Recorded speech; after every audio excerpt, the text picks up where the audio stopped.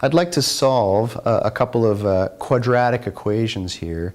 Quadratics come up in a lot of different contexts, so it's important to have a really easy facility with dealing with them. So let's call it solving quadratics.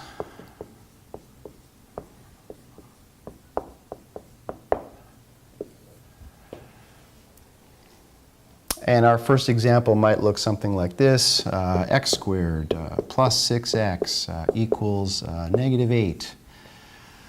So first of all, you have to be able to recognize that you actually have a quadratic on your hands. Okay, so I know that right now in this context it's obvious that we have one, but you need to get to the stage where when you see this, you already realize, hey, the highest power of x is 2, there's a linear term involving x, there's a constant term that's just a number, and there's nothing else.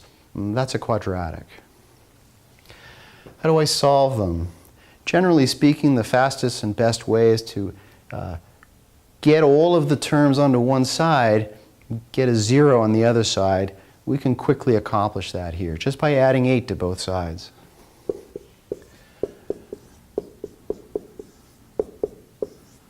So now I'm dealing with this situation. The idea is that if you can, try to factor this. What does factoring mean? It means that in the quadratic case, I'm trying to write this as a product of two brackets, and in each of the brackets, I got to be able to write some linear expressions, which when I were to multiply them out, would give me the previous quadratic. So the more you do of these, the more, the quicker you get. But the first times you're doing it, you think to yourself, okay, I definitely need an x and an x in both of these brackets. That's the only way I'm going to get x squared. I also realize that I got to get an 8. So there's some number here and some number here, which has to multiply together to give me 8. The trouble is that's not the only constraint that these numbers have to satisfy. The other thing that has to happen is that when you multiply this number times x, and this missing number times x, and add them up, you'd better get 6 x's.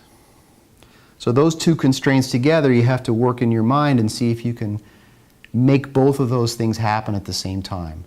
So for example, it's very easy to write down things that don't work. It's good to write down things that don't work. At least you figure out what's wrong with them. So I tried 8 and 1 because, yeah, 8 times 1 is 8. The trouble is 8 times x plus 1 times x is 9x, and I didn't hit the 6 that I wanted. So I think, okay, that didn't work.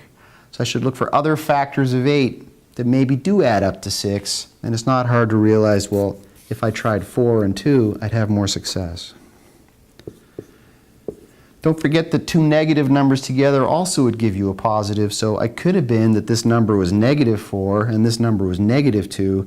The only trouble is they would have added up to negative 6x, and I have positive 6x. So I've successfully factored it. So what? The so what is that now I know that the product of these two brackets is 0. That means that either this bracket is 0 or this bracket is 0. It can't be that this bracket isn't 0 and this bracket isn't 0, because when you multiply two non-zero numbers together, you also get a non-zero number. That's the special property of 0, and it's why I got 0 on this side in the first place, and it's why factoring comes up so often. It's because now I've got a stronger conclusion. Either x plus 4 equals 0, or x plus 2 equals 0, and that's it.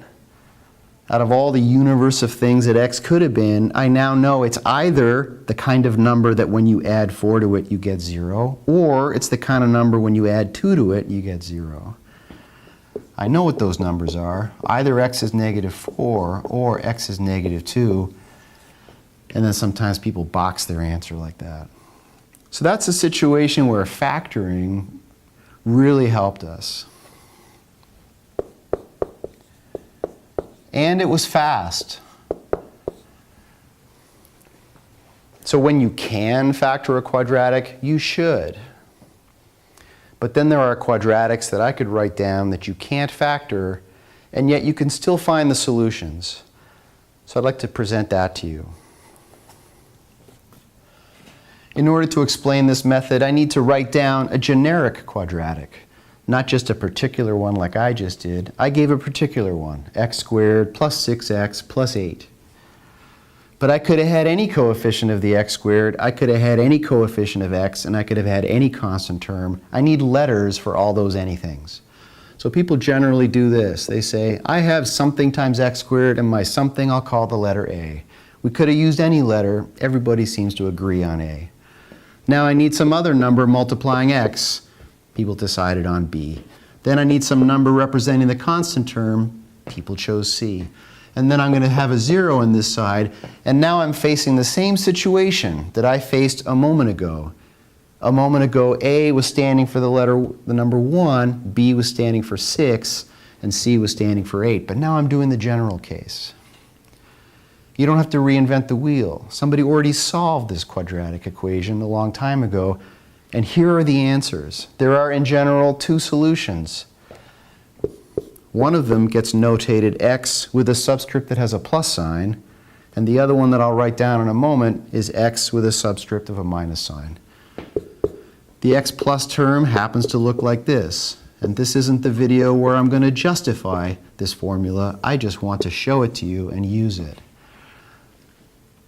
Take on faith that in fact this is one of the solutions of this quadratic equation. Minus b, in other words the negative of this coefficient, plus, and that will be the meaning of this subscript, the square root of this expression, which gets a name. It's called the discriminant. It's b squared minus 4 times a times c, and then over 2a in the denominator. The other root, okay, that's a word that people use for solution. The other solution to this equation I'm going to represent by x with a subscript of a minus sign, and it looks identical to this except for one difference, which is that this plus sign is a minus sign. So it looks like this, minus b minus the square root of b squared minus 4ac all over 2a. The more common way that people write this is that they feel like they don't want to rewrite the entire expression just because they're changing one sign from a plus to a minus. So lots of people will write both of these at the same time. They'll write x plus minus, and then they'll put a plus minus here, and you're supposed to understand that, oh, that stands for 2 roots, one of which has this plus sign, the other one has this minus sign. Well, I don't mind writing them out both times. Okay, so now I want to use this in a particular case where I've chosen values of a, b, and c.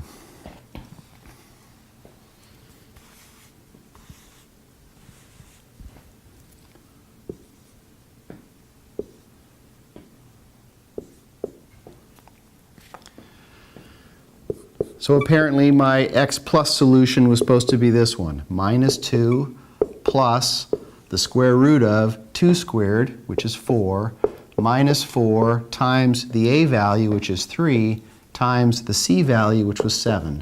I'm using center dots to represent multiplication. So this is 4 times 3 times 7, all divided by 2. Okay? I know in the next step I'm supposed to work out the square root of whatever this is.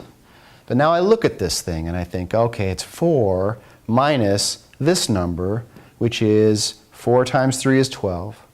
12 times 7 is 84. 4 minus 84 is negative 80. Okay.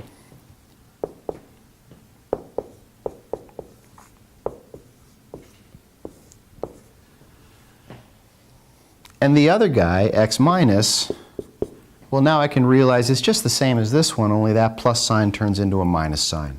So it's negative 2 minus the square root of negative 80 over 2. In first and second year courses, generally speaking, we deal with numbers that are called real numbers. In other words, numbers that can be represented on a number line and that represent distances. Within that system, it's impossible to find the square root of negative 80 because no matter what you try, if you multiply a number by itself, you always either get a positive result or 0. You can't get a number like negative 80 by multiplying something by itself. So what does it mean? It means there are no solutions to this equation. It really means that if you were to draw this parabola, it would sit above the x-axis and it would never have a height of 0. So our conclusion here is that there are no solutions.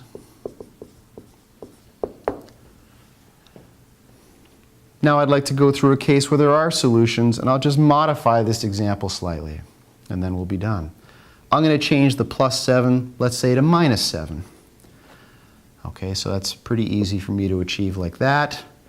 I go through my process again. What's one solution? It's minus b plus the square root of b squared, which is 4, minus 4 times 3, now times negative 7. So the only change that's happening here is that I've got times negative 7, which means that instead of subtracting 84, I'm now adding 84 to 4, and that changes this term to 88.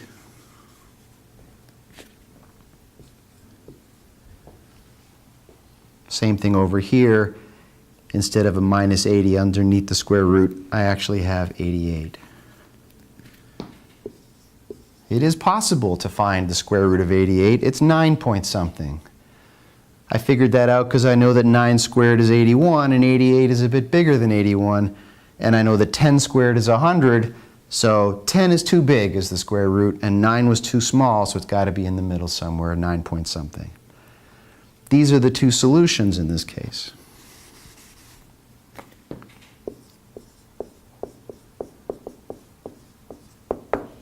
Finally, this isn't the absolutely nicest form in which I could write these roots, okay? So the last part of this video is simply to describe to you how can you make these look even nicer than they do. And let me this time get a little practice in using this notation where I write both roots at the same time. Okay, so it's a savings in time, it's an efficiency. I got to write both of them at once. I said I could make this look nicer. How come? Because when you take the square root of a product of two numbers, amazingly, this is the same as the product of the square roots of those numbers. This isn't the place where I'm going to justify that, but it is true.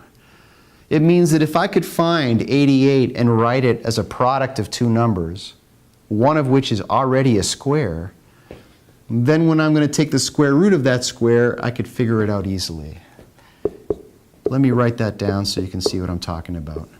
I'm going to write 88 as 4 times 22 because I know going in, 4 is a nice number in the sense that it has a nice square root, 2. So in the next step, I actually just implement this rule. I say, oh, this square root of this product is actually the same as the product of the square roots. And usually people don't even write this, right? They just say square root of 4. I know that that's 2, so they probably would skip straight to this step. Now I say I want to divide 2 into everything in the numerator, so 2 into this and 2 into that gives me my final and nicest expression for these roots. Minus 1 plus or minus the square root of 22. That completes our look at solving quadratics.